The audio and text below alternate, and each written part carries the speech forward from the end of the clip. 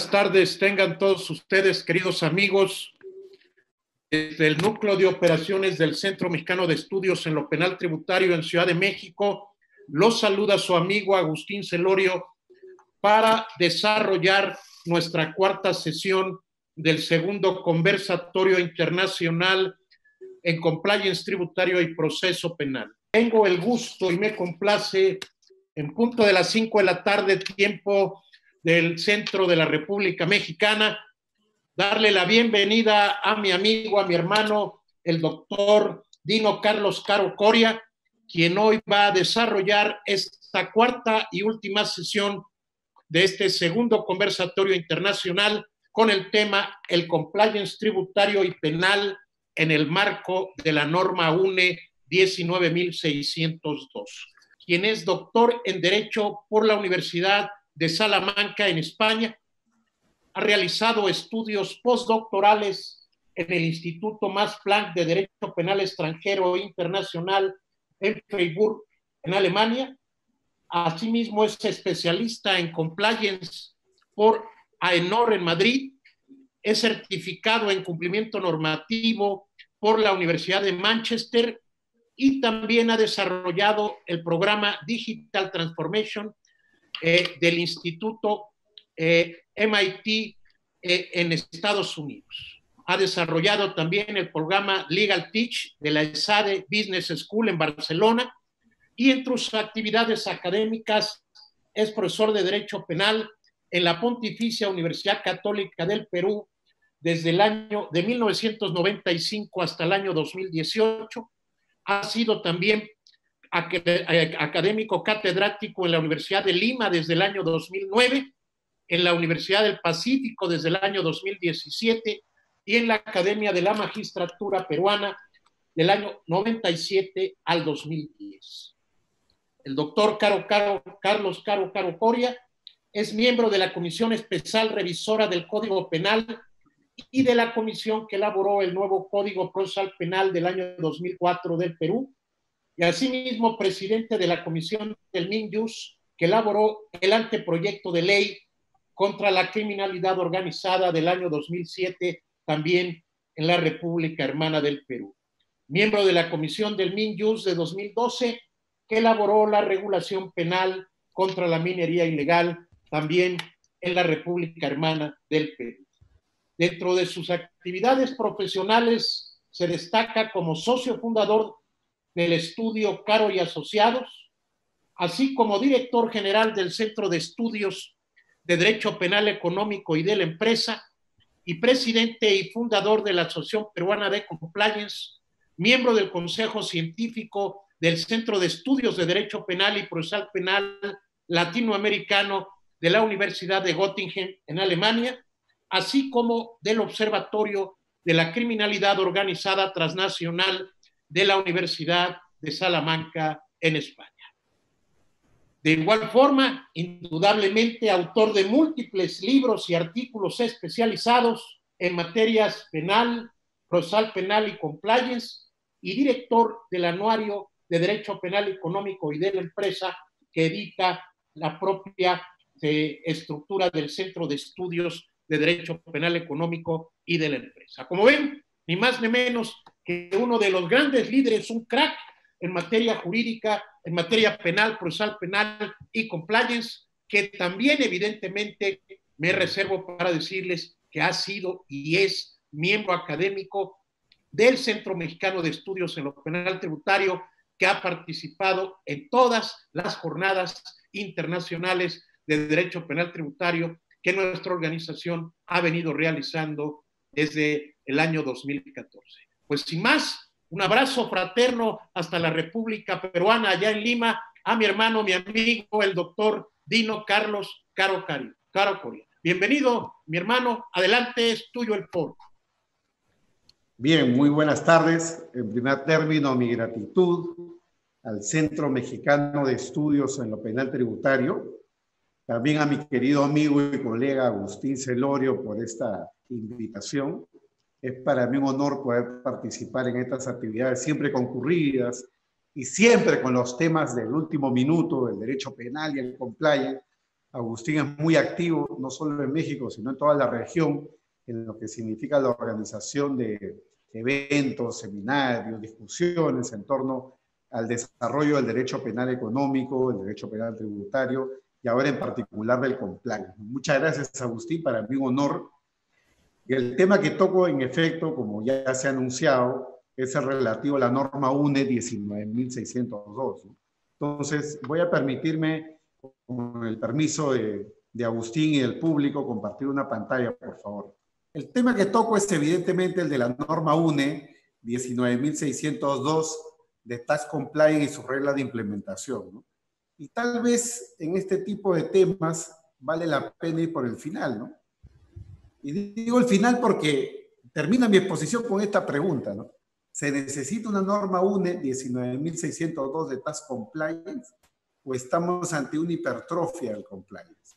Yo recuerdo un evento precisamente organizado por Agustín Celorio hace aproximadamente 3 años, donde tuvimos una mesa de discusión, ¿no? Una mesa de discusión con los colegas españoles, expertos en derecho fiscal, y claro, algunos penalistas en la mesa, donde el punto de discusión era si realmente se necesita una regulación de compliance tributario.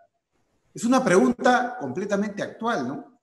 Pero que en cierto modo ya ha sido respondida por esta norma UNE 19.602 en sentido positivo. Es decir, frente a la discusión abierta, nunca acabada, en relación a si hace falta o es necesaria una norma de regulación en materia de tax compliance, compliance tributario, bueno, pues podríamos decirlo de alguna forma, el legislador en materia de normalización, claro, porque no es el legislador del Estado, estas no son normas de derecho duro, no son normas sino de soft law, el legislador en sentido general ha respondido ya al trabajo, ¿no? Ha respondido ya la pregunta en sentido positivo, diciendo que sí se necesita una norma como tal. Pero ahí está la pregunta y vamos a tratar de responderla hacia el final, sobre todo con el colofón, ¿no? Donde se dice si estamos en verdad de una hipertrofia, de un compliance que crece y crece y crece.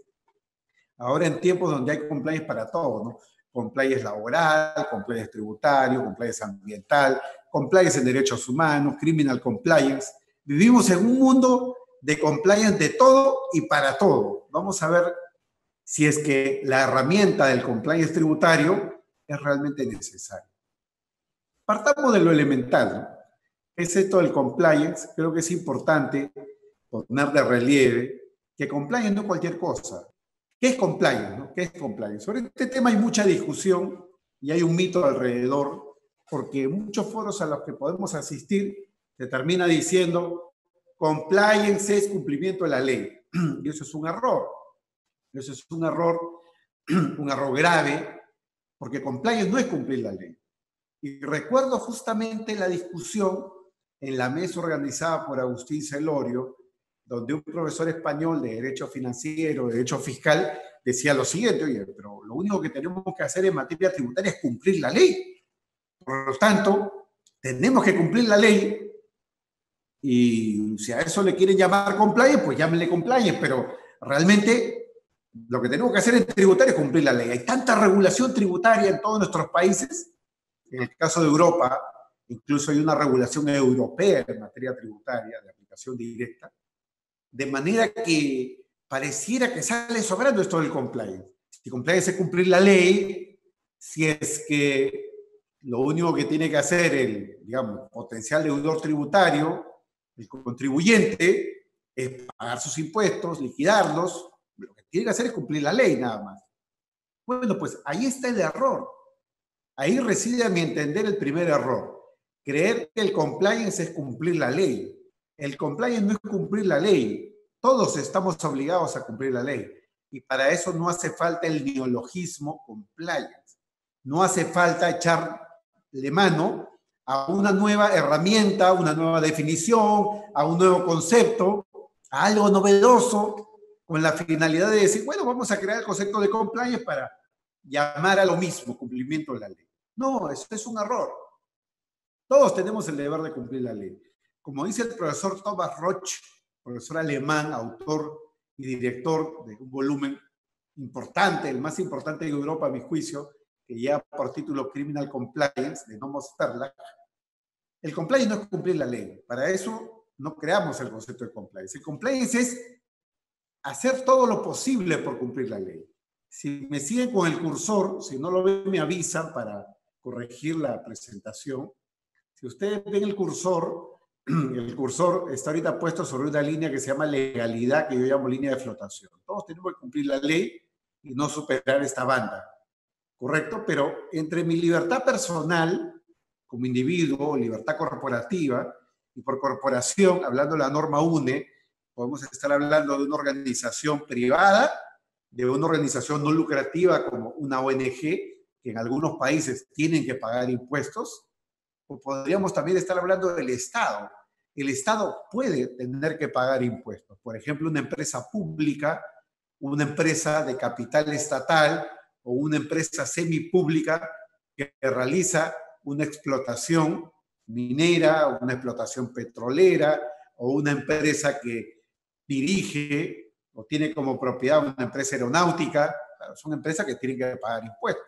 Bueno, entonces, entre el ámbito de la personal o corporativa y la legalidad hay un ámbito de discrecionalidad, ¿no? Entonces, yo tengo mi esfera de libertad muy delimitada, no debo de superar la barra de la legalidad o la línea de flotación, pero yo puedo hacer muchas cosas dentro del ámbito de mi discrecionalidad. Como un ejemplo que era y sigue siendo muy sensible en estos días, ¿no? Las offshore, ¿no? En mi país y en varios de los países que yo he visitado están los famosos abogados expertos, ¿no? En reestructuraciones empresariales, ¿no? Las mergers and acquisition, fusiones y adquisiciones, ¿no? Claro, y dentro de esos procesos, con la finalidad de ahorrar el pago de impuestos, con la finalidad de guardar tu plata, se echaba mano de las offshore, ¿no? Hoy en día las offshore tienen pésima prensa, ¿no? Desde el caso de los Panama Papers en particular. Hoy en día, cuando uno escucha la expresión offshore, ya suena pues a lavado de dinero, lavado de activos, blanqueo de capitales, corrupción, crimen organizado. Entonces, las offshore hoy en día tienen mala prensa, ¿no? Claro, pero hay mucha gente que sigue operando y muchas empresas que siguen operando con offshore, ¿no? Pensemos solamente en aquellas empresas que dan estos servicios transnacionales, ¿no? Tipo Uber, tipo Rappi, tipo Netflix, Google, etcétera, ¿no? Son servicios que están en la nube, son servicios que están en el Internet, pero evidentemente los gestores del negocio, los abogados no son tontos. Hacen una suerte de shopping, ¿no? Un shopping legal, es decir, vamos a ver en qué jurisdicción pago menos impuestos, ¿no? Vamos a ver en qué jurisdicción se me grava menos o no se me grava sencillamente con el pago de impuestos. Y no estamos hablando de poca plata, estamos hablando de decenas, cientos o en su caso miles de millones de dólares en impuestos que se tendrían que pagar, ¿no? Claro, entonces, dentro de mi legalidad, yo tengo un gran ámbito de discrecionalidad para poder decidir si utilizo o no utilizo empresas offshore. Otro ejemplo, ¿no? Voy a utilizar el mecanismo de fraude de la ley porque en determinado país no está sancionado. Voy a utilizar yo un mecanismo de ilusión a raíz de una particular interpretación de la ley tributaria o declino de esa posibilidad. Claro, si nosotros vemos el tema frío como legalidad, línea de flotación, evidentemente todos vamos a decir, no, no podemos pasar esa línea. Pero justamente el compliance lo que es achicar tu ámbito de discrecionalidad. Imaginemos una empresa donde la alta dirección da un golpe en la mesa y dice, oye, a partir de mañana no vamos a trabajar ni operar con empresas offshore. No lo vamos a hacer. Y tampoco vamos a pagarle a nuestros proveedores, ni vamos a permitir que nuestros clientes nos paguen a nosotros con dinero que provienen de una empresa offshore. ¿Por qué? ¿Porque es ilegal? No, no necesariamente. No necesariamente es ilegal. No es lo mismo offshore y ilegalidad. Son dos cosas completamente diferentes. Lo hago porque estoy reduciendo mi discrecionalidad. ¿Por qué? Porque seguramente si mañana sale que he utilizado o me han pagado de una empresa offshore, puedo tener una fiscalización tributaria mucho más intensa. O de pronto puedo yo recibir una determinada calificación por parte del banco con el que opero hace 20 años y el banco me empieza a preguntar, oye, estas operaciones que provienen de las offshore, ¿de dónde vienen? ¿Quiénes son los de esas offshore? Yo diré, oye, es mi cliente o es mi proveedor, pero te van a decir, oye, ¿quién es el beneficiario final? Tú estás en condiciones de poder decirle al banco quién es el beneficiario final de una offshore para la que opera o que opera con tu cliente o tu proveedor. Alguien me dirá, bueno, yo sí, ¿no? Claro, si le has hecho compliance a esa offshore y si el cliente o proveedor te ha dado la información suficiente sobre esa offshore. Alguien me dirá, no, yo no opero con offshore. Vamos al concepto de offshore, ¿no? Las offshore, y eso lo saben muy bien los tributaristas, son empresas que están constituidas o operan dentro de los llamados paraísos fiscales, ¿no? Los paraísos fiscales son los lugares de nula o baja imposición fiscal, ¿no? Hay toda una lista elaborada por el GAFI, el Banco Mundial, el BID, la lista SOFA, es decir, hay mucha información en las redes en torno a lo que puede significar por la lista de paraísos fiscales, ¿no? Claro, no es ilegal hacer negocios con estas empresas. Es más, podríamos no llamarlas offshore, simplemente podríamos llamarla no domiciliada, lo cual es un eufemismo como cuando hablamos de las empresas que se dedican a fabricar o producir películas de bajo presupuesto. No decimos pornografía, decimos películas de bajo presupuesto, ¿no? Claro, vamos al eufemismo, igual acá, ¿no? No es una offshore, es una no domiciliada, ¿no? O más bonito, es una empresa transnacional, es una sucursal, es una empresa extranjera, todo depende de cómo lo vendas. No es el tema de las formas, es el tema del fondo. Es el tema del fondo si tú quieres hacer compliance tributario. ¿Está prohibido en algún país hacer operaciones con offshore? En principio no. Nadie te puede prohibir hacer algo que no sea ilegal. ¿Sí? Lo que está prohibido es la evasión de impuestos, lo que está prohibido es no cumplir la ley, obviamente. Pero ahí viene tu ámbito de discrecionalidad. Si la empresa decide no trabajar más con empresas offshore, dale gol. O sea, simplemente te vas a ahorrar ahí un riesgo tributario e incluso penal tributario. O incluso, de repente, ni siquiera un riesgo legal, simplemente un riesgo reputacional. Entonces, compliance es reducir tu ámbito de discrecionalidad. ¿De qué manera? Lo reduzco a través de una regulación. Pero esa regulación no es del Estado. No es que el Estado me impone con una ley, un decreto, una norma, un presupuesto legal, ¿no? Y me dice, tú tienes que comportarte de esta forma, no vas a trabajar con empresas offshore. No.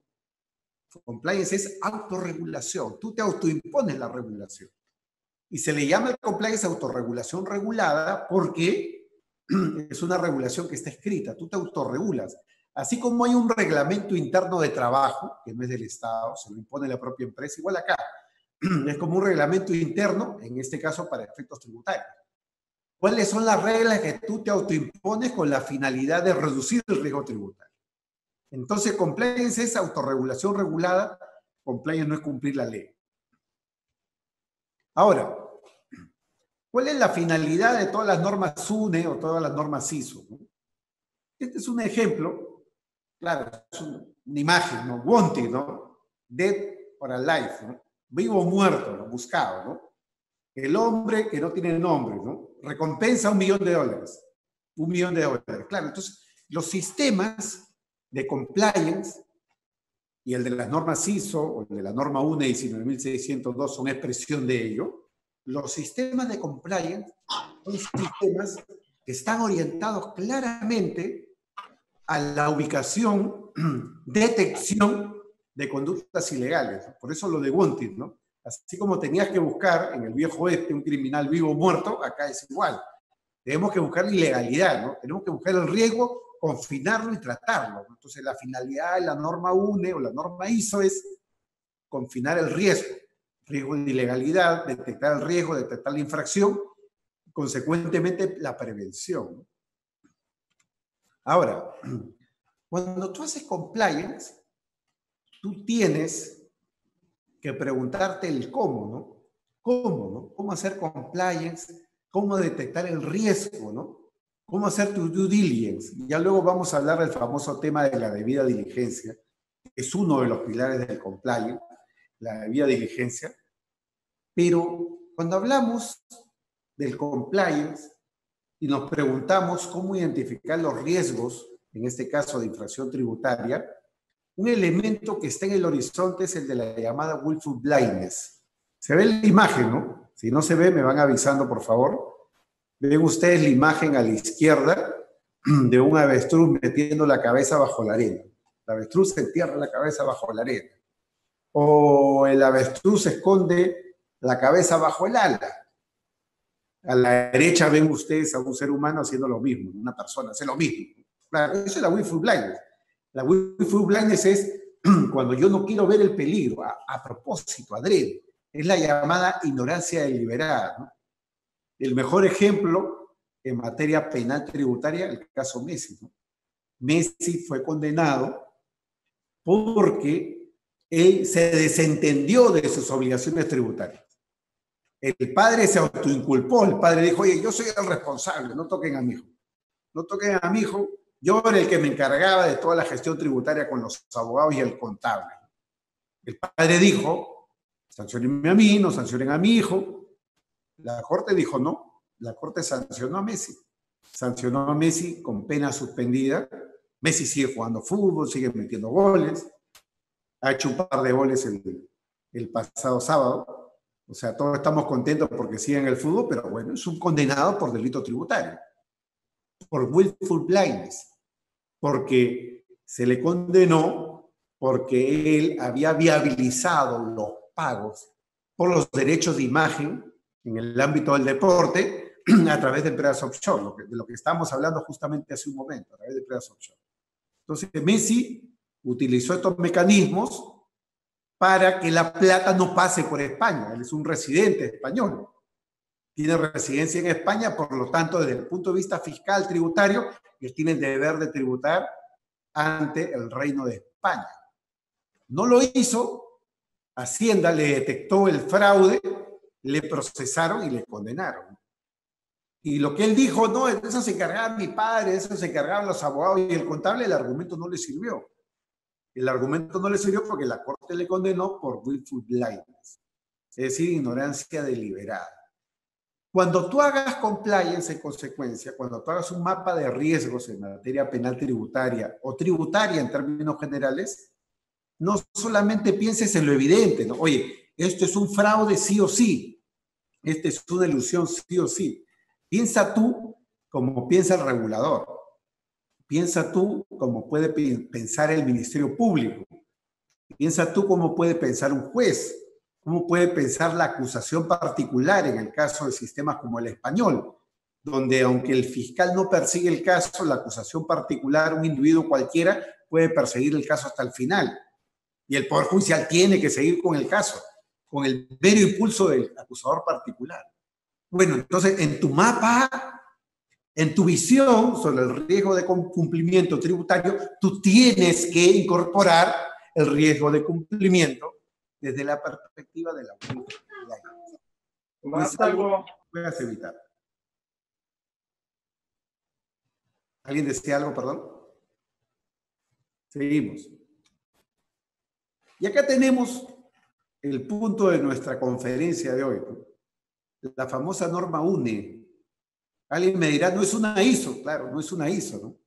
Es una norma técnica, no es certificable. Los que estén en el ámbito de la auditoría lo tienen clarísimo. Para que una norma sea certificable, tiene que terminar en el número 1, ¿no? 14.001, 19.601, 37.001, 9.001, es decir, solamente son certificables por el sistema ISO aquellas que además de llamarse ISO, acaban en 1. Esta ni siquiera es un ISO, no es una norma del sistema ISO, es una norma de calidad, no es una norma de hard law, no es derecho positivo, no es derecho exigible, ni en España ni en ningún país. La estamos analizando por su interés en materia de compliance, más que como un dato de derecho comparado, como una norma técnica, como una guía en materia de compliance tributaria. Ese es su valor. Es la norma UNE española, UNE, ¿no? Que es normalización española, 19.602, ¿no? Ustedes en México y los de otros países tienen su propio órgano de normalización. Acá en Perú se llama INACAL, ¿no? Que es el Instituto Nacional de Calidad, ¿no? Bueno, pues esta norma se dio el año pasado, hace año y medio, febrero del 2019, ¿no? En medio de esas discusiones que había, si se requiere o no un tax compliance, su compliance tributario, en medio de todo eso, se aprueba la norma UNE, se aprueba, digo, en términos de calidad, no como norma de derecho positivo.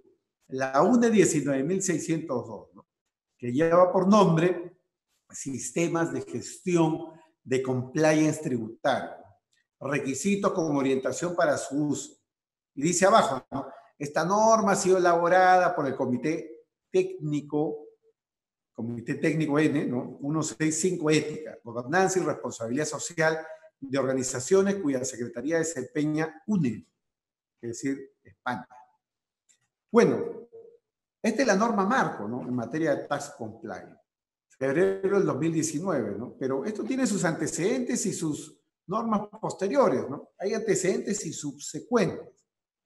¿Cuáles son los antecedentes y subsecuentes, ¿no? Si lo vemos desde el punto de vista ISO, la principal, la norma ISO 19.600, en términos de compliance es la más importante, ¿no? Lo que yo denomino la gramática universal del compliance, ¿no? Así como el profesor George Fletcher, cuando hacía un análisis entre el sistema del civil law y el common law, un análisis comparativo, Fletcher decía que sus estudios eran estudios orientados a captar lo común que había de todos los sistemas, ¿no? Civil law, common law, y él hablaba de la gramática universal del derecho penal. Bueno, yo me he prestado la expresión para decir que la ISO 19.600 es la gramática universal del compliance, es la norma clave, ¿no? Es la norma clave hoy en día en materia de compliance y se llama SGC porque se llama Sistema de Gestión en Compliance, ¿no? Sistema de Gestión en Compliance, la norma UNE, perdón, la norma ISO 19.600. Pero luego tenemos también la norma UNE 19.601 de Criminal Compliance, tenemos la ISO 37.001 antisoborno y recientemente, ya hablando de subsecuente, porque todas las mencionadas son anteriores, la 19.600, 19.601 y 37.001 son anteriores a la 19.602, pero recién este año, en mayo, concretamente el 28 de mayo del 2020, el sistema ISO ya ha publicado la norma 31.022, que es del Legal Risk Management, es decir, Administración del Riesgo Legal. Esta es una norma nueva, ¿no? Una norma nueva, ni siquiera está traducida al español todavía, es decir, dentro del sistema ISO todavía no está la versión española, ya saldrá pronto la versión en español, pero se supone que la Legal Risk Management, la ISO 31.022, va a ser un complemento importante, ¿no? A todas las normas alrededor del compliance, porque si estamos gestionando el riesgo legal de la 19.600, pues qué más riesgo legal vamos a gestionar si no desde la 31.022. Entonces, hay allí una suerte de, digamos, no vamos a hablar de superposición o sobreposición, pero por lo menos grandes puntos de coincidencia entre lo que es la ISO 31.022 y la ISO 19.600. Hay más antecedentes, porque he empezado hablando de la ISO 19.600, pero acá tenemos 3 normas más, ¿no? Vinculadas al compliance en el plano internacional. De hecho, la 19.600 tuvo como punto de partida en sus antecedentes normas como la Foreign Corrupt Practices Act del año 77, la norma americana, también la UK Bribery Act, la United Kingdom, ¿no? La norma inglesa anticorrupción del 2010. Y ya dado que estamos hablando de tax compliance, yo he añadido un antecedente más, que es la UKFA, que es la United Kingdom Finance Act, es decir, la norma inglesa, la ley inglesa en materia de delitos tributarios, ¿no? Infracciones tributarias, cumplimiento tributario, ¿no? Que entre otras cosas sanciona la evasión tributaria en el Reino Unido. Bueno, entonces, la norma UNE 19.602 no es una norma al aire, no es una norma en el aire, es una norma que está muy centrada dentro de una serie de antecedentes y subsecuentes, tanto en el plano internacional como dentro del propio sistema ISO y las normas de gestión de calidad. Creo que estás mencionando algo, Agustín, pero estás con el micrófono apagado. No, adelante, mi hermano, todo en orden. Perfecto. Ahora, yendo en detalle, ¿no? Esta es la norma UNE ISO 19600. En el país de ustedes, México, Argentina, etcétera, el sistema de normalización tiene la posibilidad de poder también publicar una norma. Alguien dirá, oye, pero ¿cuál es la ISO, no? Es una pregunta que me hacen todo el tiempo, ¿no? Porque hay una norma ISO de España, otra norma ISO en Inglaterra, otra en Argentina. No, no. La norma ISO es una sola. El sistema es único. Muy bien. Lo que se permite son adaptaciones idiomáticas. Si ustedes comparan, por ejemplo, la norma ISO 19600 de España con la norma ISO 19600 de México, que debe haber, no la he visto, pero presumo que debe haber, emitida por el órgano de normalización, los términos son casi idénticos, pero pueden haber algunos giros lingüísticos dependiendo el uso y el lenguaje dado en México. Por eso que en los traductores de Google, por ejemplo, ponen español de España, español de México, español argentino o español latino. Entonces, claro, porque hay distintos usos y costumbres. Lo mismo pasa en el sistema ISO. Entonces, no es que haya muchas ISO 19600, es una sola. A lo que están autorizados los órganos de normalización o de calidad de los gobiernos es a poder realizar adaptaciones lingüísticas, solamente eso. Bueno, entonces, la norma ISO 19600 de Sistema de Gestión de Compliance es lo que yo he denominado la gramática universal del compliance, ¿no? La gramática universal del compliance. Si ven ustedes acá en la parte final dice, esta norma, en la línea final dice, esta norma es idéntica a la norma internacional ISO 19600-2014, ¿no? Que es, digamos, el año en el cual se aprobó esta norma ISO 19600, ¿no? Luego, evidentemente, con la traducción al español, con los modismos de España, se publica esto en el año 2015, ¿no? Lo mismo, ¿no? O de modo similar, ¿no? Acá tenemos la norma UNE 19601, española. Y la norma UNE 19601 española tampoco el sistema ISO, como la UNE 19602 no es del sistema ISO, ¿no?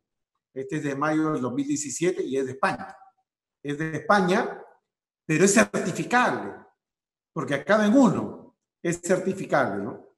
Y a diferencia del anterior, este es sistema de gestión en compliance, este es el género, la siguiente es la especie, es decir, forma parte de el sistema de gestión en compliance.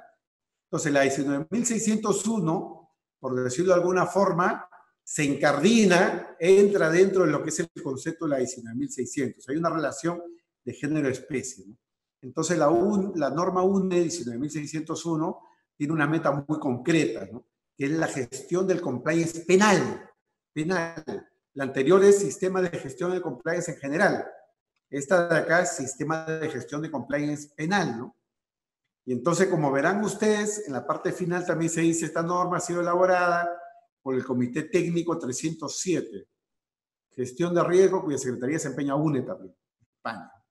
Bueno, entonces, lo que tenemos acá es una norma del Sistema General de Compliance y una norma específica en materia de Criminal Compliance o Compliance Penal. Luego tenemos esta norma también conocida, muy bien, también conocida, que es la norma española, la ISO 37001, que también habrá una versión mexicana, que es la del Sistema de Gestión Antisoborno, ¿no? Entonces, la 37001 también es una especie de la 19600, es decir, también es una relación de género-especie, ¿no? Esta es la especie de la 37001 porque está ligada al tema de gestión en materia de soborno. Y recientemente, como les he mencionado, en mayo de este año, ahorita, hace poquito, se acaba de publicar la norma ISO 31022, ¿no? Que si ustedes pueden leer ahí, es Risk Management Guidelines for the Management of Legal Risks. Es decir, guías o lineamientos para el manejo o la administración del riesgo legal, ¿no? Esta de acá ha sido poco estudiada poco comentada, publicada en pandemia, ¿no? Hace un par de meses, ¿no? 28 de mayo, como les he mencionado, recién una norma nueva, muy novedosa y que ya está dando mucho que hablar, sobre todo por las posibles superposiciones, juxtaposiciones o relaciones con todo lo que es el sistema ISO en materia de compliance. Bueno, entonces, estamos hablando de esta norma ISO 31022 de Risk Management, administración del riesgo legal, y lo que yo mencionaba hace un momento, porque esto hace materia en verdad de otra conferencia mía que daré próximamente, es que esta norma, la 31022, ya de por sí está generando una serie de superposiciones y juxtaposiciones dentro de lo que es el sistema de compliance, ¿no? Algunos hablan en consecuencia de la necesidad de remover la 19600, renovar la 19600. De hecho, hay toda una serie de discusiones a nivel del sistema ISO sobre lo que es la renovación de la 19600, que parece que será pronto una realidad. Pero en todo caso es bueno tenerla en el mapa como una norma subsecuente o posterior a la norma 1 de 19602. Ahora, ¿cuáles son las características de estas normas técnicas, ¿no? Como la 1 de 19602. Lo primero que hay que tomar en cuenta es que estamos hablando acá de una síntesis de un conjunto de reglas técnicas, una codificación interna, ¿no? Es decir, son protocolos, para decirlo más claramente. Ahora que todo el mundo está acostumbrado a hablar de protocolos anti-COVID o anti-COVID-19, piensen exactamente lo mismo. Es una protocolización para la administración del riesgo, en este caso tributario, ¿no? Entonces, no es una norma de derecho positivo, no es una norma jurídica, no tiene una consecuencia legal, es una norma técnica. Es una norma que revela cuál es el estado de la técnica, cuáles son los protocolos deseados, los protocolos aplicables para, en este caso, la gestión del riesgo tributario. Como se menciona en todo ese conjunto de reglas técnicas, una codificación de esa naturaleza técnica.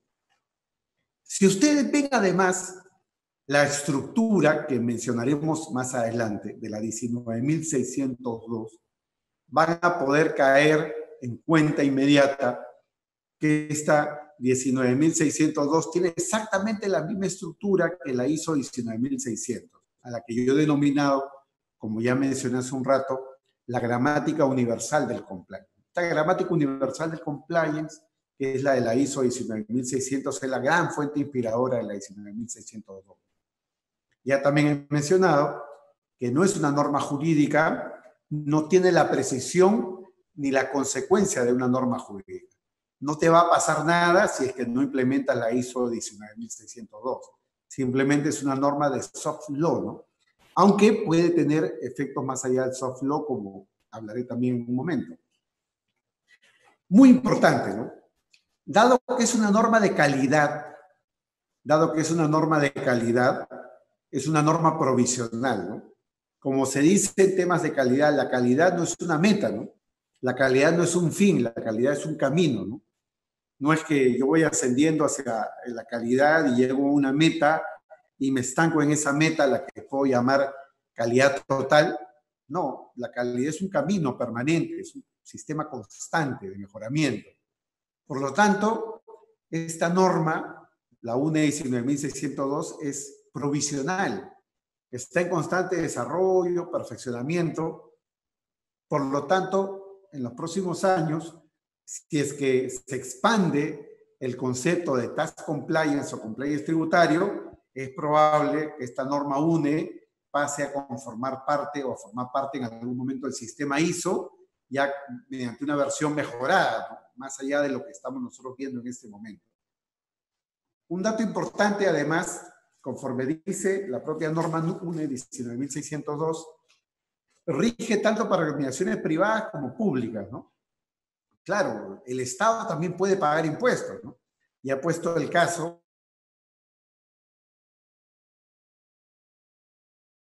capital del Estado o empresa que tiene capital mixto, ¿no? Privado público, tienen que pagar impuestos. Es más, en determinados países, es curioso, ¿no? Porque las transacciones que hay entre dos organismos públicos pueden estar grabadas de manera excepcional, ¿no? Dato curioso, ¿no? Eso depende evidentemente de la regulación de cada país. Por lo tanto, el riesgo de administración en materia tributaria, o el riesgo tributario por administrar, mejor dicho, Es un riesgo que puede dar lugar a situaciones en entidades privadas, entidades públicas e incluso entidades no lucrativas, ¿no? Como pueden ser las asociaciones, los comités, las fundaciones, las ONGs, organismos no gubernamentales que todas cumplen una función social, vamos a decirlo así, pero según el tipo de legislación, sus operaciones, sus actividades pueden estar perfectamente grabadas. Entonces, no hay un sesgo ni una limitación solamente para las organizaciones privadas. Lo que decía hace un rato, ¿no? Estas normas, si bien soft law, son normas de soft law, de derecho blando, protocolos, recomendaciones, guías técnicas, puede tener algunos alcances en materia de hard law, es decir, pueden tener alcances en materia legislativa, en materia legal, es decir, puede haber una consecuencia legal eventualmente. Por ejemplo, tengamos en cuenta lo siguiente: la 19.602 es una guía para implementar el modelo de prevención, en este caso prevención de infracciones tributarias. Es también una guía para auditar este modelo de prevención.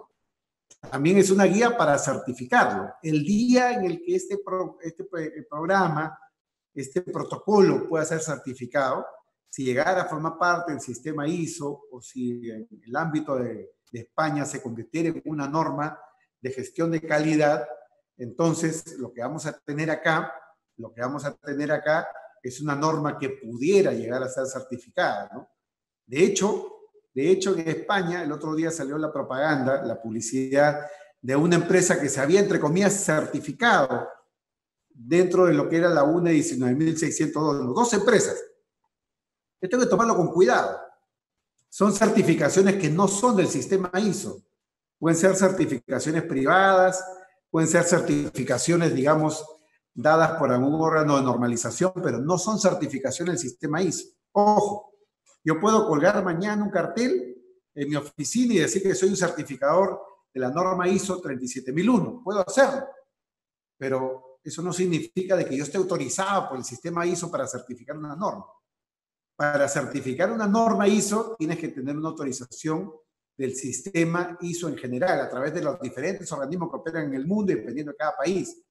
Entonces, esta certificación a la que han accedido dos empresas no es una certificación del sistema ISO, es una certificación ajena al sistema ISO, pero que puede tener un valor. ¿Qué valor tiene? Auditoría. Una certificación que no es el sistema ISO tiene el valor de una auditoría. Entonces, este modelo de soft law es un modelo que puede servir para implementar el sistema de prevención, para auditarlo o para certificarlo el día que esto corresponda o pueda ser certificado como tal. Ahora, también dependiendo de cada legislación, este puede ser un modelo que puede ser invocado como un atenuante o como un eximente. En el caso peruano, por ejemplo, nosotros tenemos una ley 30.424 que permite atenuar o eximir de responsabilidad penal a la persona jurídica por compliance, ¿no?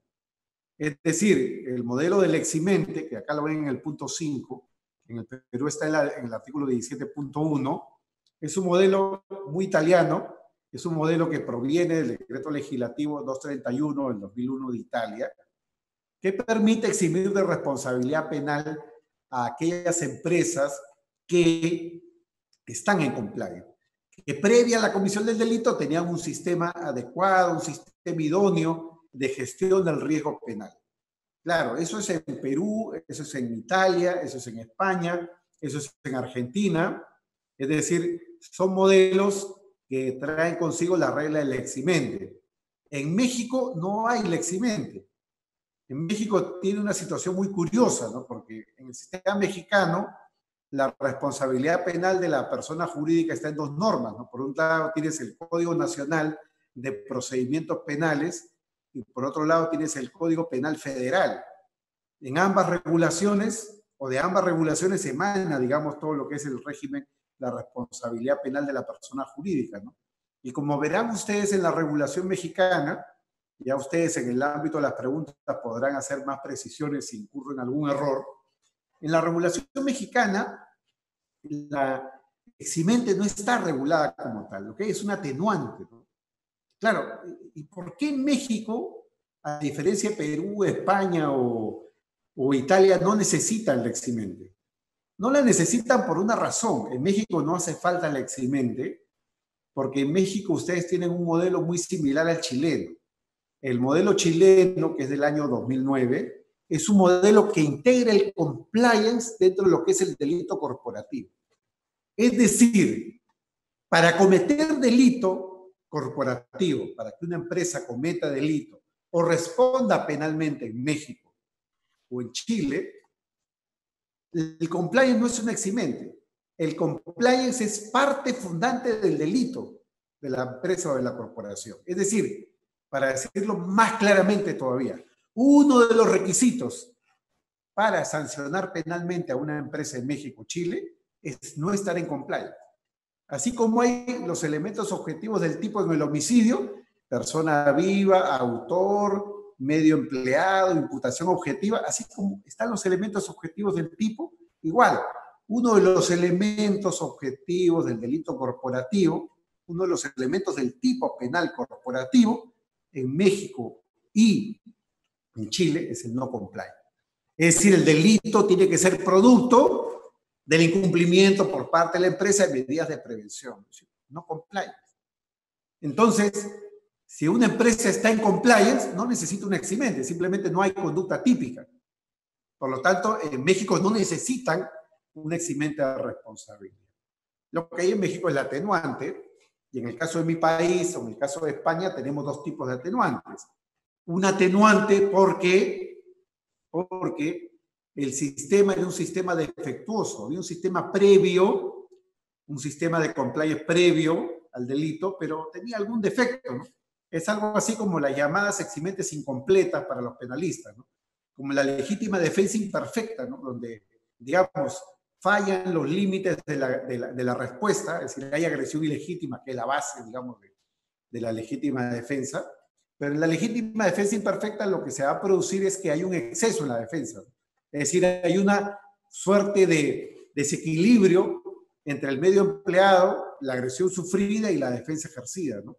Muy bien, si hay un exceso en la defensa, no te excluyen de responsabilidad penal por legítima defensa, pero te pueden atenuar la responsabilidad. Igual es acá. Tengo un sistema de compliance previo, pero defectuoso. Se me aplica una eximente incompleta, es decir, una reducción de la responsabilidad. La otra opción es que ya se cometió el delito y posteriormente a la comisión del delito me incorporo al compliance. Es decir, a un compliance posterior. Claro, en la regulación peruana o española, el compliance a posteriori o es post delictum, como se dice, o post delictivo, muy bien, es un compliance que puede ser materia o dar lugar solamente a una atenuación de la sanción. Bueno, hay muchos sistemas para regular este tema del compliance, ¿no? Tanto legislativamente como desde el punto de vista de la práctica jurisprudencial, ¿no? En el sistema americano esto funciona de una forma completamente distinta, ¿no? Tal vez haya alguna pregunta, ya por razones de tiempo ampliaré mi respuesta en ese estadio, ¿no? Lo cierto es que, volviendo sobre el tema, el compliance, si bien es soft law, sus efectos pueden ir más allá del soft law, ¿no? Pueden servir para implementar, auditar o certificar un modelo de prevención o, conforme al relato de la ley, mexicana, peruana, italiana, española, argentina, que hemos mencionado, puede ser un atenuante si es posterior al delito, previo al delito y defectuoso, o puede ser un eximente si es que el modelo es un modelo, digamos, exitoso, un modelo adecuado, un modelo idóneo, un modelo eficaz, ¿no? Hay muchos adjetivos para hablar exactamente de lo mismo. Ahora, un tema súper importante, ¿no? Un tema súper importante, ¿no? En México, que he visitado muchas veces, gracias a mi colega y amigo Agustín Celorio y sus nobles invitaciones, sin duda inmerecidas por mi parte, ¿no? Dado que siempre he tratado de difundir la cultura del derecho penal, pero Agustín ha tenido bien invitarme, lo cual le agradezco. Uno de los caballos de batalla para la venta del compliance es la eximente, ¿no? Es decir, en México, como en muchos países, nos venden compliance. Compra compliance, no compra compliance porque comprando compliance vas a poder cubrir a tu empresa de cualquier tipo de responsabilidad. Es decir, la oferta de venta o la oferta de valores compra compliance porque con eso te excluyes o te evitas responsabilidad penal o la puedes reducir. Claro, y eso hace recordar esta imagen, ¿no? Esta imagen de un vendedor, ¿no? Un vendedor de una cura milagrosa en el viejo oeste, ¿no? El doctor Stanley, ¿no? El doctor Stanley. Muchos ejemplos pueden haber iguales en el internet, ¿no? Muchas fotos. Claro, te están vendiendo una pócima mágica. Aquellos que te digan que implementando compliance tienes un seguro de vida frente a la sanción penal, te están mintiendo o están exagerando por lo menos, ¿no?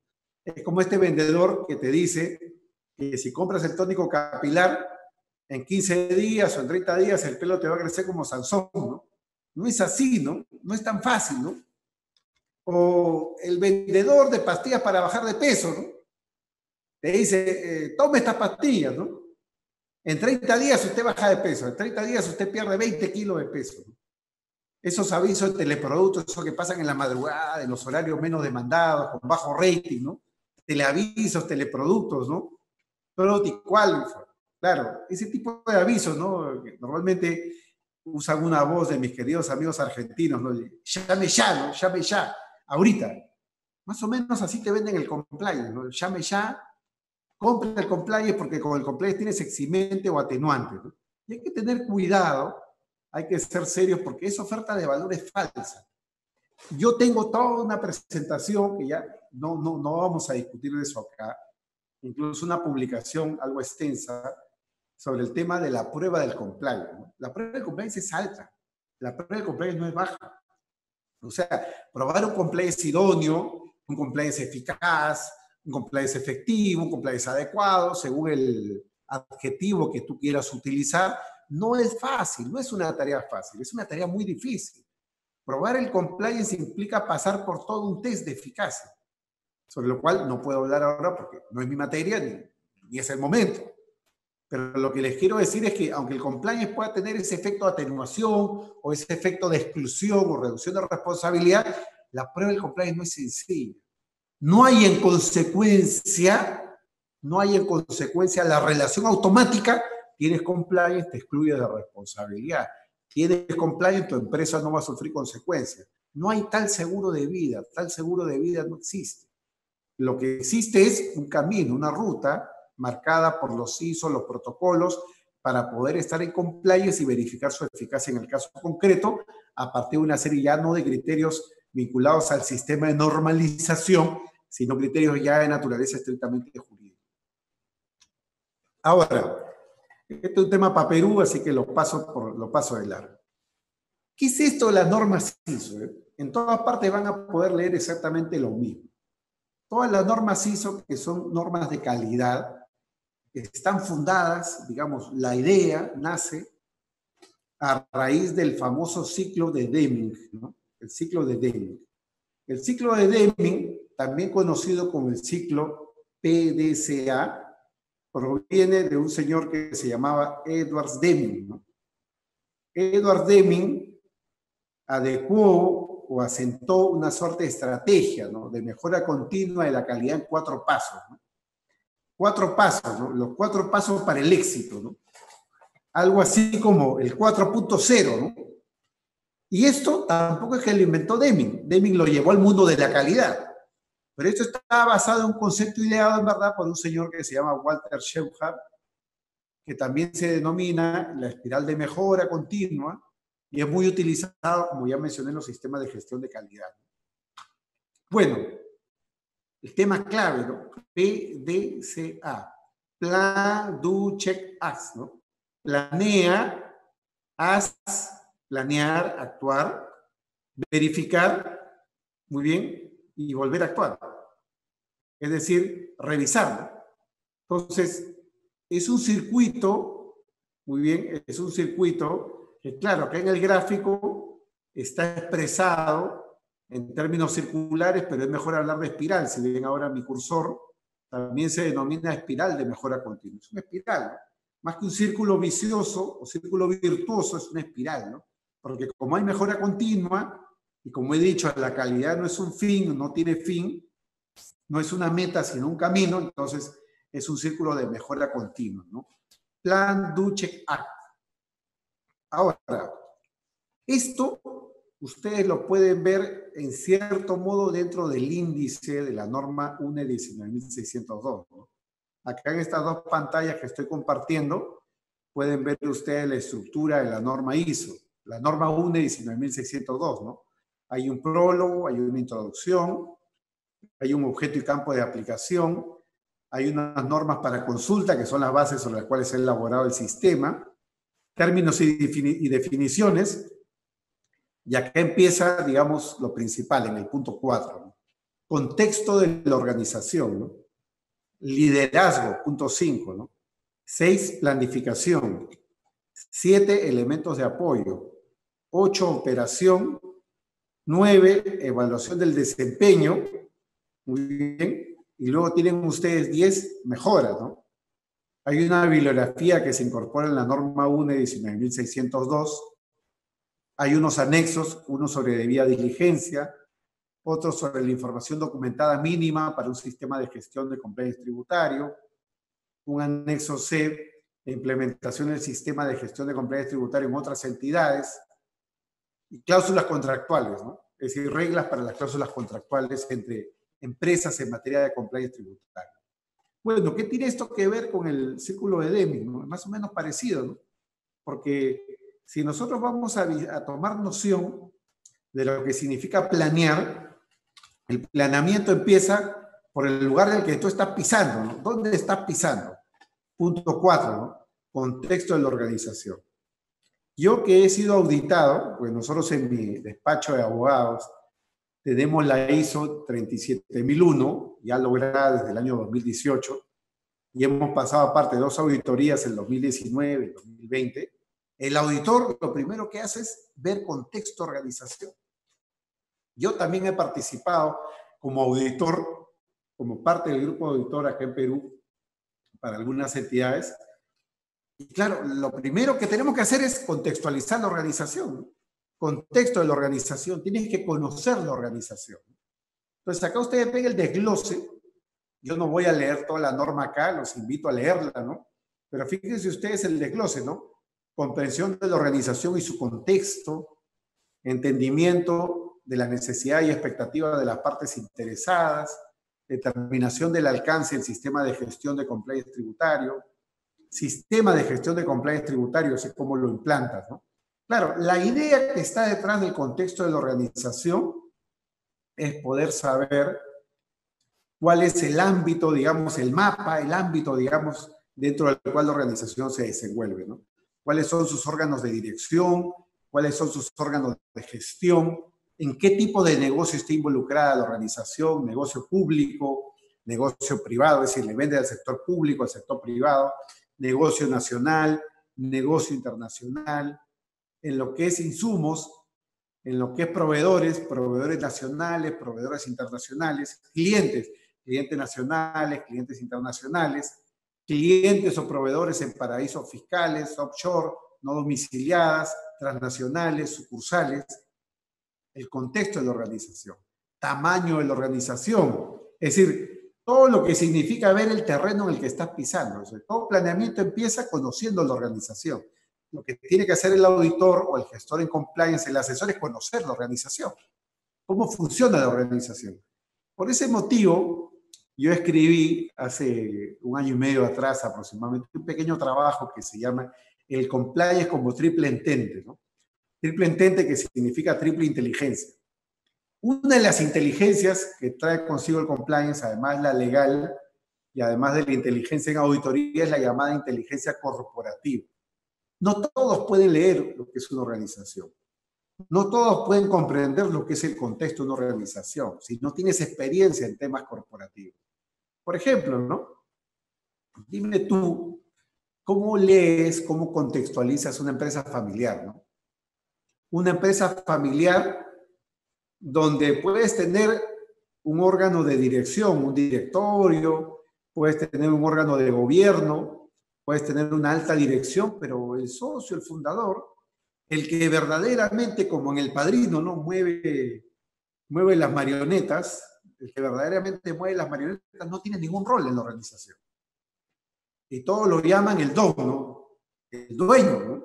El fundador puede ser un hombre de 50 años, un hombre de 60, que de pronto tiene a su hijo trabajando ahí, a la esposa, a la familia, a la sobrina, al primo, al hermano, puede ser un modelo de empresa familiar. Eso no tiene nada de malo. Lo malo es que cuando el verdadero gestor del negocio no tiene ningún cargo, ningún rol, ¿no? Es algo así como esos asesores del gobierno desconocidos, ¿no? En la sombra, ¿no? No están sujetos a supervisión ni fiscalización porque no tienen ningún cargo, no son asesores nada más. Igual es acá. Una organización donde hay un administrador de hecho de facto, identificarlo es clave para el compliance. Por ejemplo, si estás en compliance tributario, este gestor tendría que estar comprometido con el sistema de compliance tributario, porque en verdad las decisiones de fondo pueden ser de él. Una decisión de ahorro, una decisión de economía de opción, una decisión de elusión, más allá de lo que vote el directorio, la gerencia, es una decisión que seguramente va a pasar por un administrador de facto, un administrador de hecho.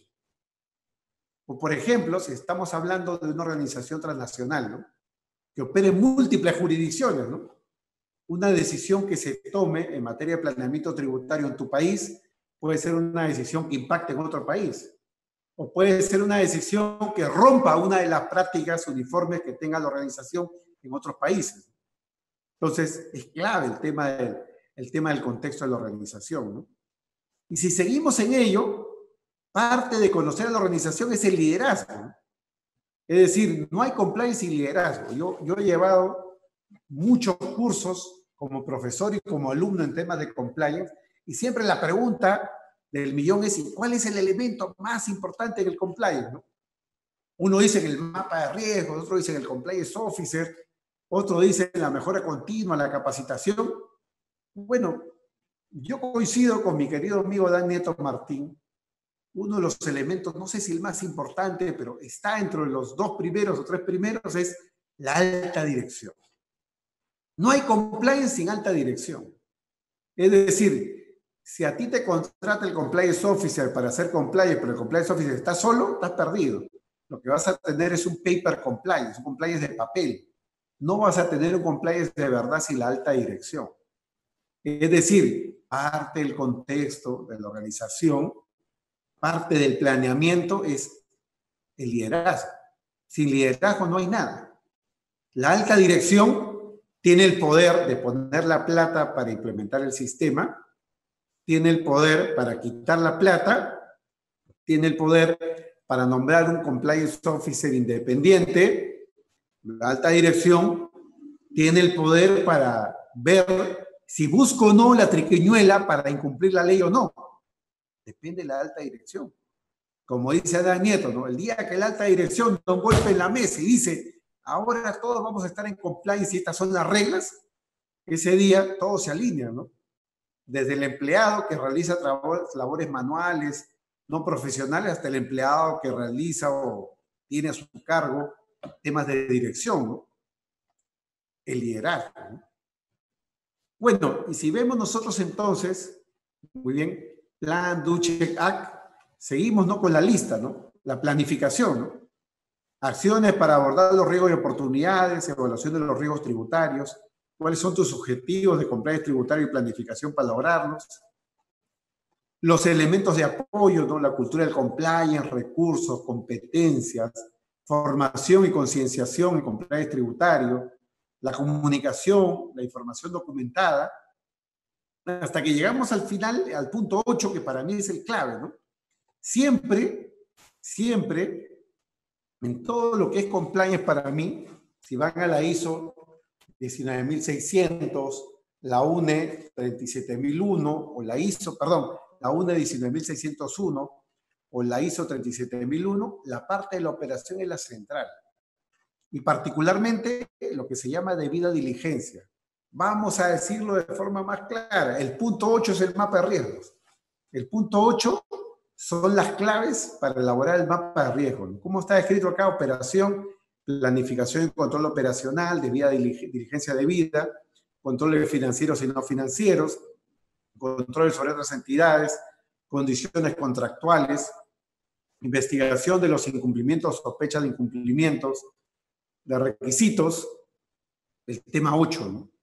Y ahora podemos ir más en detalle, ¿no? Pero podemos ir más en detalle para hablar de la debida diligencia, pero antes de eso, porque voy a hablar sobre el punto 8 en detalle, que es lo central para mí en el compliance tributario y el compliance en general. Muy bien, simplemente para cerrar la revisión del índice, ¿no? Clave es el tema de la evaluación del desempeño, ¿no? Cómo tú verificas, ¿no? El cumplimiento, el check, ¿no? Cómo tú verificas el cumplimiento, ¿no? Muy bien, cómo tú verificas el cumplimiento, cómo viene implementándose eso, evaluación de desempeño, ¿no? Todo lo que es el sistema de evaluaciones, auditorías, revisiones, muy bien, y ya podríamos llegar con ello incluso a las certificaciones, ¿no? Y el último punto dentro de lo que es el sistema de gestión es la mejora, ¿no? La mejora continua, ¿no? Claro, check act, ¿no? Porque empiezas nuevamente la espiral, ¿no? Entonces, un sistema de mejora continua, ¿no? Entonces, lo que te da la norma UNE no trae interpretaciones de la ley tributaria, la norma UNE no es un manual de ética, la norma UNE no es un manual específico de cómo interpretar la ley tributaria, no lo es. Es solamente un protocolo de formas para la gestión del riesgo tributario. No es en sí mismo la gestión del riesgo tributario, eso está a cargo de cada organización conforme a su contexto, conforme al ámbito de operación propia de ella, ¿no?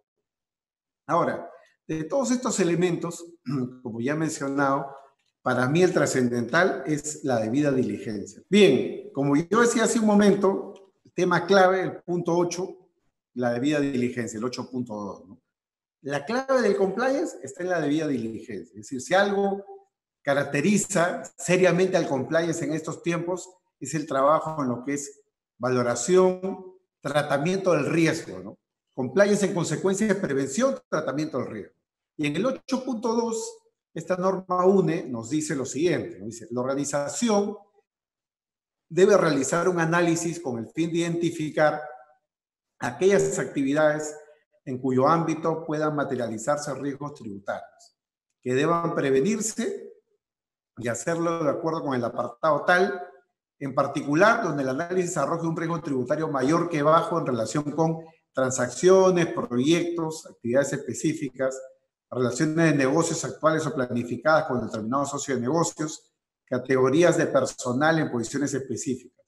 Dice además en esta parte que la organización debe valorar la naturaleza y el alcance de dicho riesgo, contemplando si lo considera necesario la realización de procedimientos de debida diligencia, los cuales deben ser actualizados convenientemente. ¿Qué es lo que quiere decir la norma acá? Desde mi punto de vista, esto no es cumplimiento de la ley. Nuevamente repito, todas las organizaciones tienen que cumplir la ley. Esto no es un tema de cómo yo cumplo mis obligaciones tributarias, no ese es el punto. Este es un trabajo que está en otro nivel. Este es un asunto de mapeo de riesgos. Es decir, voy a hacer un mapa de riesgos en materia tributaria.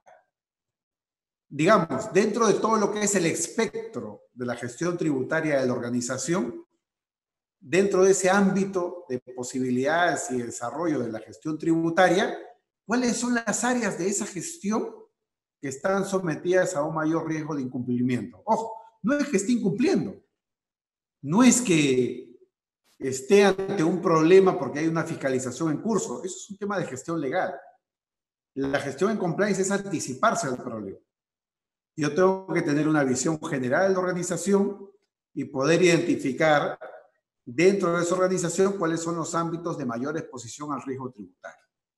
Como yo he dicho hace un momento, empecé hablando de las empresas offshore, muy bien, caso Panama Papers, por ejemplo, trabajos, muy bien, con clientes no domiciliados o con proveedores no domiciliados, ¿no? Ese es un típico ejemplo, digamos, de clase del ABC de compliance, de cómo existe un nivel de exposición al riesgo. No solo tributario, allá hay también el riesgo legal de lavado de activos, blanqueo de capitales, etcétera, etcétera. Entonces, de lo que se trata es de, con el conocimiento que se tiene de la organización, poder identificar cuáles son los ámbitos de riesgo, ¿no? Por ejemplo, ¿no? Aparte del tema de las offshore, ¿no? Podemos tener problemas vinculados a zonas de tratamiento especial, ¿no? si hay zona de tratamiento tributario especial, como pasa en México, como pasa en Perú, estas zonas son, digamos, un caldo de cultivo para el fraude tributario, ¿no? Fingir actividades en dicha zona con la finalidad de acceder al beneficio tributario. O, por ejemplo, cuando estamos hablando de subsidios o subvenciones dadas por el Estado, ¿no?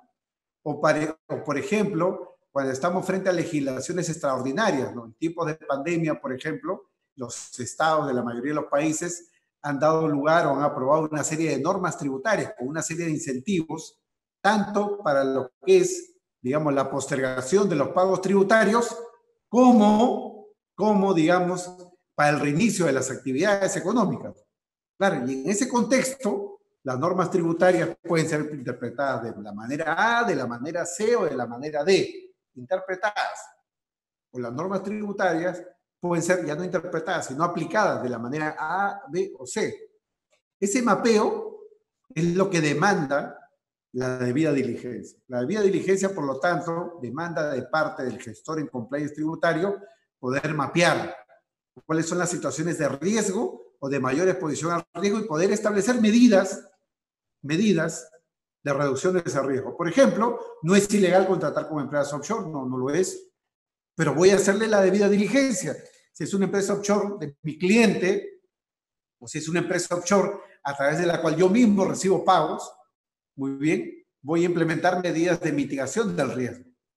Por ejemplo, identificar perfectamente quién es el beneficiario final, identificar perfectamente la trazabilidad del dinero, identificar perfectamente cómo voy a declarar esa información dentro del circuito, digamos, de los pagos tributarios que debo de hacer. O si estoy hablando, por ejemplo, de rentas de capital, ¿no? Que son las más difíciles a veces de detectar por parte de la autoridad tributaria, ¿no? Los intereses, ¿no? Por el dinero. Tienes acciones, tienes inversiones en la bolsa, tienes inversiones en fondos mutuos, la llamada renta variable, en bancos extranjeros incluso. Claro, a veces a la autoridad tributaria eso le es muy difícil de detectar, ¿no?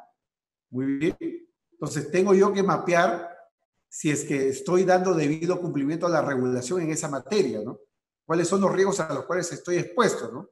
Porque además, muchos de estos casos que tienen que ver con operaciones transnacionales terminan en la prensa, ¿no? Con lo cual ya no solamente puedo estar expuesto a un riesgo de fiscalización o a un riesgo de multa o sanción administrativa, sino también al llamado riesgo reputacional, ¿no? Y el caso de los Panama Papers es un ejemplo clarísimo en esa dirección, ¿no? Ahora, un tema súper importante, ¿no? Porque acá he puesto en detalle el 3.32, ¿no? Porque está mencionado acá en el 8.2. Dice, la organización debe realizar un análisis con el fin de identificar aquellas actividades en cuyo ámbito pueden materializarse riesgos tributarios. 332, ¿no? ¿Qué es el 332? Tema clave, ¿verdad? Como yo siempre digo, para facilitar las cosas, si algo tienen que leer de la norma 1 de 19.602 son estas dos partes. El 8.2 y el 3.32 son el core de la gestión en compliance tributario. Dice el 332, el riesgo de que se produzca una contingencia tributaria. Nota 1, ¿no? Tienes que tener en cuenta la causa generadora de esta contingencia, ¿no? Donde se configuran riesgos de dos tipos. Y esto los tributaristas lo tienen claro, porque estas son generalidades solamente. Riesgo de procedimiento, riesgo de interpretación. Riesgo de procedimiento, ¿no? Riesgo de existencia de una contingencia tributaria como consecuencia de un inadecuado procedimiento. Ejemplo, ¿no? Comprar o insertar en tu contabilidad facturas falsas, ¿no? Inadecuado procedimiento de gestión y control de las obligaciones tributarias de la organización. Finjo gastos para reducir la base imponible y pagar menos impuesto a la renta, ¿no? O finjo compras, ¿no? Con la finalidad de servirme del IVA, no sé cómo se llama en México, IVA, impuesto al valor añadido, tax en general, el impuesto, ¿no? A las ventas, para poder usar esa plata e incorporarla dentro de mi contabilidad, ¿no? Riesgo de procedimiento, ¿no? Esto es lo que yo como penalista denomino los fraudes burdos, ¿no? Los fraudes burdos son los fraudes, pues, donde nadie va a discutir que hay fraude, si quieren verlo así, ¿no? Son tan evidentes que se recurre al fraude, al falseamiento de información. Las facturas falsas son un ejemplo de ello, los documentos falsos son un ejemplo de ello.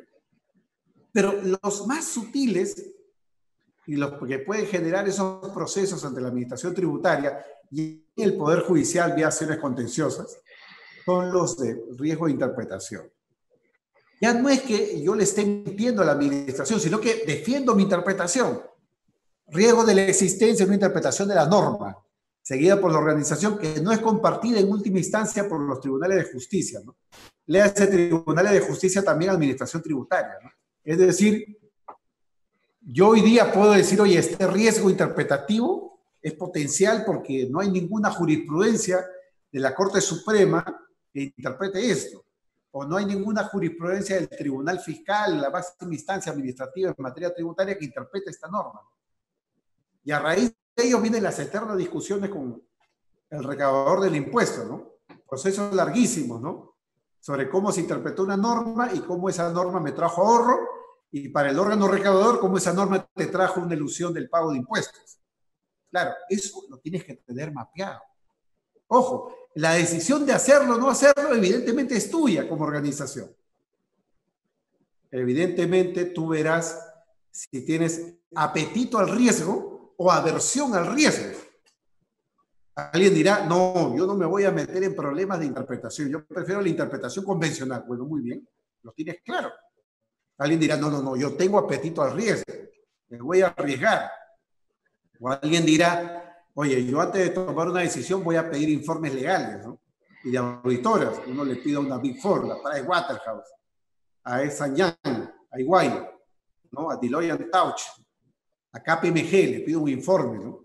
O le pido un informe al doctor Celorio, que es un experto en tributario, para cubrirme sobre la interpretación, ¿no? Claro, entonces puedes tomar decisiones en compliance porque has mapeado esto como un problema legal, ¿no? Entonces, la ISO no te dice qué hacer, la ISO no te dice, oye, golpéate el pecho, paga más plata, la ISO no te dice eso, la ISO es un vaso, ¿no? Es como una botella de agua, ¿no? El agua la pones tú, ¿no? Es un continente, no es el contenido lo pones tú. Lo importante es que hagas una gestión del riesgo, porque hoy día tomas una decisión, si eres el abogado, si eres el gestor financiero, hoy día tomas una decisión financiera de adoptar, por ejemplo, una determinada interpretación de la norma, pero en el año 5 o en el año 7 llega una fiscalización y los órganos de dirección pueden voltear sobre ti y decir, oye, pero nosotros hicimos lo que tú dijiste y nunca nos advertiste que detrás de esto había un riesgo. Bueno, tu deber es comunicar el riesgo como asesor tributario, como asesor contable, como abogado, como gestor en compliance, como órgano encargado de la administración y finanzas, según el rol que tengas en la organización, ¿no? Entonces es clave que en el mapeo de riesgo tributario puedas identificar estos riesgos de procedimiento o estos riesgos de interpretación, ¿no? Ahora, ¿cuándo el ahorro fiscal se convierte en delito tributario? Es un tema viejo, súper estudiado en el derecho penal. Está claro que ningún contribuyente tiene el deber de elegir la opción más gravosa para sus intereses, ¿no? Todos tenemos el derecho a elegir libremente las formas jurídicas para nuestros actos en la medida que resulte más beneficiosa desde el punto de vista tributario, sin pagar menos plata. Nadie está obligado a elegir la fórmula que más le convenga a la administración tributaria. Acá el Tribunal Fiscal Peruano incluso dijo una vez que no existe el deber patriótico, ¿no?, de autoincrementar tu pago de impuestos, ¿no? Es decir, tú no tienes por qué elegir la forma más gravosa desde el punto de vista tributario, ¿no? Es decir, el contribuyente tiene el derecho a elegir la forma menos gravosa, la que menos costo le signifique, ¿no? ¿Esto a qué nos lleva? A esta discusión vieja, ¿no? Economía de opción, elusión tributaria, fraude de la ley, evasión tributaria, simulación. Yo tengo una opinión muy clara sobre esto, ¿no? Podemos nosotros dar muchas vueltas sobre estos conceptos, ¿eh? Podemos hablar eternamente sobre qué significa cada una de estas cosas. Y yo he estado en muchos foros donde desde el punto de vista técnico, los que son expertos en tributarios se esfuerzan mucho por tratar de explicar la diferencia entre economía de opción, evasión, ilusión tributaria, fraude de la ley, evasión y simulación. Bueno, lo cierto es que ninguna legislación, ni la mexicana ni la peruana, ya seguían en materia penal, estoy hablando de lo penal, ninguna legislación penal define el delito en virtud de si es o no economía de opción, en virtud si eso no es una simulación, sino lo definen en virtud de los elementos del tipo penal. Es decir, estos criterios dogmáticos del derecho tributario, de la disciplina fiscal, son ilustrativos, son referenciales, pero finalmente son secundarios o auxiliares, porque la verdadera determinación de si hay un delito tributario o no, no depende del concepto dogmático de estos conceptos, del contenido dogmático de estos conceptos. Depende exclusivamente de cómo esté configurado el tipo penal en México o en Perú. Principio de legalidad. El juez penal tiene que interpretar y aplicar la ley penal, conforme al principio de legalidad, ¿no? Entonces, acá tenemos un ejemplo, ¿no? Un ejemplo de tantos, ¿no? La mera omisión de pago constituye o no delito tributario. Lo digo porque yo llevo foros, decenas, cientos de foros tal vez, en materia tributaria, donde siempre escucho el típico ejemplo, ¿no? La empresa X tiene un dinero que recibe en un offshore, no lo declara, conclusión, comete delito. Esa es la lectura simple o automática que se puede tener, no necesariamente pensando en ser el administrador tributario. A veces lo tienen incluso los colegas que se dedican al derecho fiscal, ¿no? La credulidad o la creencia de que la simple omisión de pago constituye un delito fiscal o un delito de evasión tributaria. Y eso, desde mi punto de vista, es un error. El no pago del impuesto, muy bien, el no pago del impuesto es una omisión de trascendencia administrativa. Y en la región hay varios tribunales que han dictado precedentes, hablando ya como penalistas, señalando que el delito tributario no es un delito de infracción de deber. Los penalistas en este grupo me seguirán, ¿no? Un delito de infracción de deber es como la desobediencia a la autoridad, ¿no? La autoridad me ordena hacer una cosa y yo no cumplo. Por el mero incumplimiento, me sancionan. Acá no es así. El delito tributario de evasión no es un delito de incumplimiento de deber, no es un delito de infracción de deber. No es que como no pago el impuesto debido, entonces cometo delito. No, no es así. No es como pasarme la luz roja. Te pasaste la luz roja, cometes delito. No. El delito tributario es un delito de dominio porque el medio empleado es el fraude. El fraude implica una violación al deber de veracidad, ¿no? En términos generales, todos tenemos el derecho o la potestad de mentir. Por excepción, no podemos mentir. Está el delito contra la fe pública, está el delito de estafa, está el delito de fraude tributario. No podemos mentir. No podemos mentirle a la administración. Entonces, no le mientes a la administración dejando de pagar el impuesto. Eso es una deuda. Le mientes a la administración cuando usas documentos falsos, cuando haces una declaración tributaria falsa, porque en la casilla donde tienes que consignar tus ingresos no pones 100, sino pongo 50. Pero el mero no pago de impuestos no es delito. Eso es una infracción de naturaleza administrativa. Y con esto he puesto un ejemplo para revelar lo anterior. Si hay preguntas, podemos entrar evidentemente en más detalle.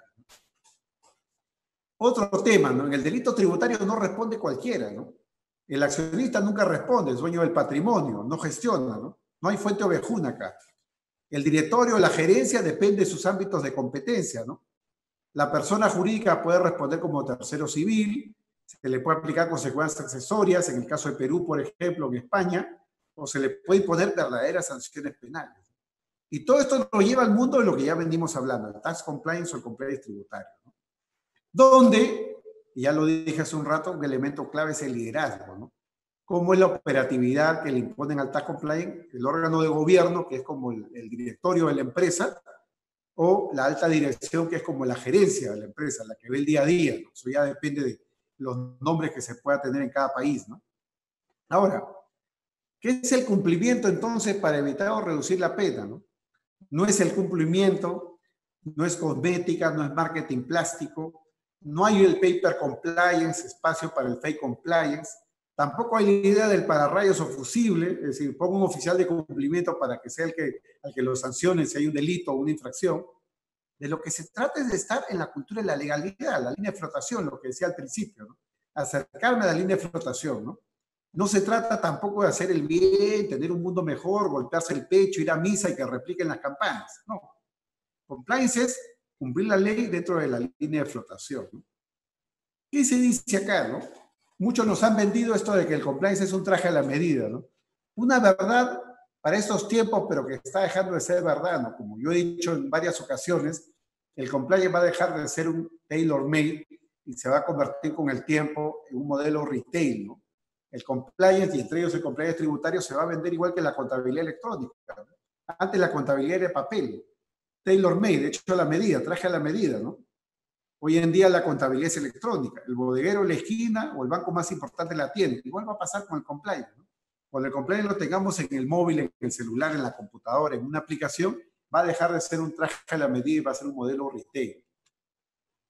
Entonces, los elementos del compliance en síntesis hasta acá, ¿no? Compromiso en la alta dirección, tienes que tener un oficial de cumplimiento empoderado, que puede ser del área legal, de auditoría, puede ser del área de marketing, o puede ser completamente autónomo.